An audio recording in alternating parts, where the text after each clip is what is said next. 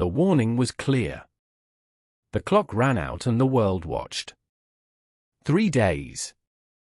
That was the time Traoré gave. 72 hours for the state of Israel to acknowledge what it had long denied. That Africa is not a pawn. That African nations would no longer tolerate silence, surveillance, and subversion in the name of strategic partnerships. The world held its breath and then silence. No response from Tel Aviv. No urgency, no statement, just a cold, deliberate quiet. It looked like indifference, but it was. Behind the curtains, something was already moving. Inside Netanyahu's war room, the mood wasn't calm. It was clinical, calculating. Threat assessments were revised. Regional liaisons were activated, and a new directive was issued. Do not engage yet because this wasn't a war Israel had fought before. Not with drones, not with rockets, but with narrative. This was a diplomatic grenade tossed onto the global stage.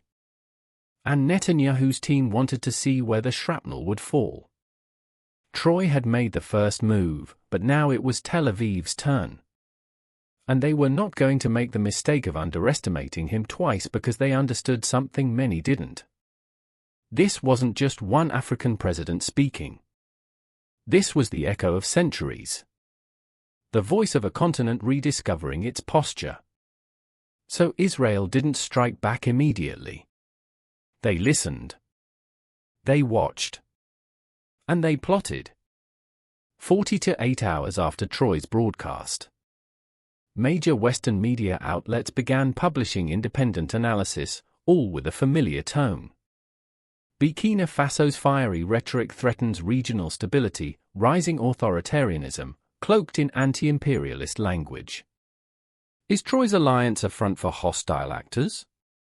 The language was coded, but the message wasn't. Delegitimize, isolate, discredit. This wasn't journalism. This was psychological warfare. And the fingerprints were unmistakable. Behind the headlines, Israel's digital influence networks quietly spun into gear. A mix of bot accounts, anonymous op-eds, think tanks that had never once spoken about Africa were suddenly concerned about African democracy. The timing perfect, the coordination impeccable, the intent is crystal clear. There was a problem. It didn't work because something had changed in the global south. The usual blueprints, mirror the leader, scare the allies, fracture the movement, was collapsing. This wasn't the 1990s. This was the age of the exposed playbook. In Nairobi, thousands marched in Accra. Students flooded campuses with banners reading, "Respect is not radical." And in Lagos, a pop star released a freestyle that went viral in under 12 hours. It's hook. 72 hours. You heard him. The people weren't confused. They were charged. Traoré's message had cut through the noise. Not because it was new, but because it was finally being said out loud with no filter, no fear. And while Netanyahu's machinery tried to reshape the story, they had forgotten one thing.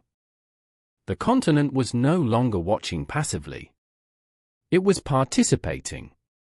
Still, Israel wasn't done.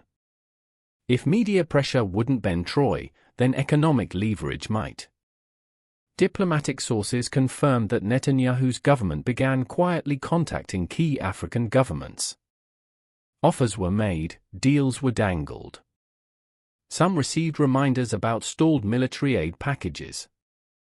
Others were warned that continuing support for Traoré alliance might jeopardize future development projects.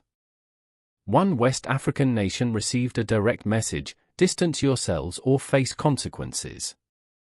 And yet within a week, 5 African countries either paused or cancelled ongoing deals with Israel, not out of hatred, out of principle. 2 suspended military training contracts. 1 halted construction on a surveillance facility funded by Israeli firms. And in one stunning move, Ghana, longtime Israeli trade partner, least a cryptic yet powerful statement. No nation may dictate Africa's terms of dignity. Not anymore. There were no names. But everyone knew who it was about. And so Netanyahu's strategy pivoted again. He turned inward. Leaks from Israeli intelligence suggest that a new priority was set. Discredit Traoré, not just externally, but internally. Sources point to online campaigns targeting Burkina Faso's economy, timed misinformation about food and fuel shortages, and even cyber attacks on state infrastructure, plausibly deniable, all highly technical. But once again, the counterattack stumbled because for every attempt to isolate Traoré, a louder voice emerged in his defense.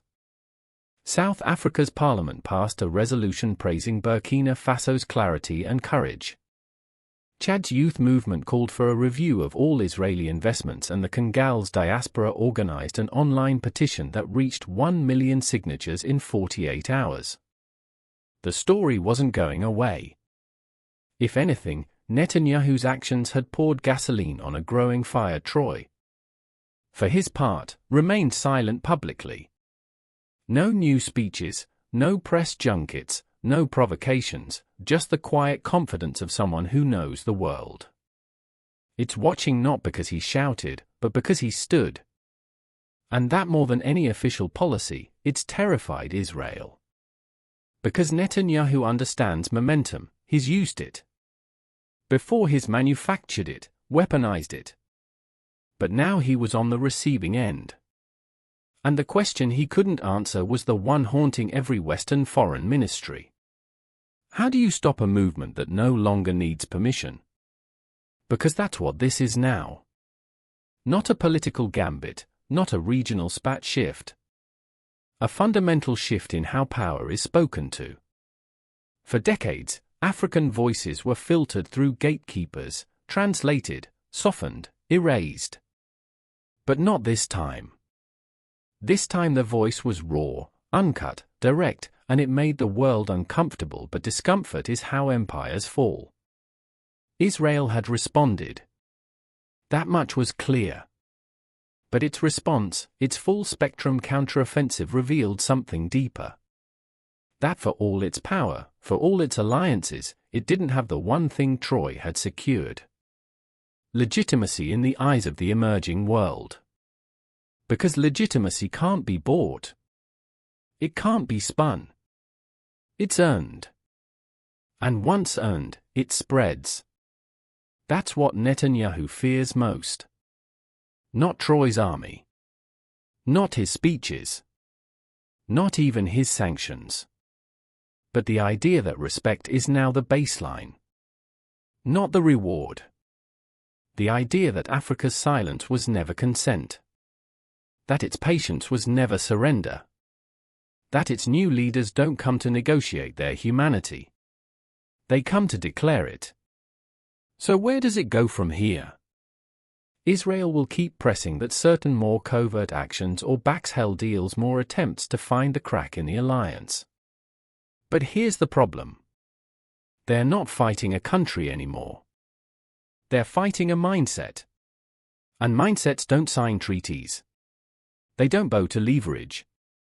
They don't back down at headlines. They rise slowly, then all at once.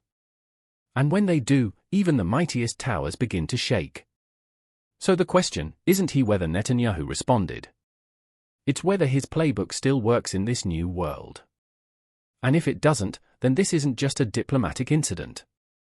It's the beginning of something much bigger, something louder, something global, something irreversible. So now I ask you, was Netanyahu's response a show of strength or a signal of fear? Comment below. Let us know where you're watching from. And if you felt the shift, if you see the storm gathering, hit that like button. Subscribe to this channel for more raw, unfiltered breakdowns of the moments, rewriting history as we speak. Because this isn't politics. This is a reckoning. And the world you knew is changing.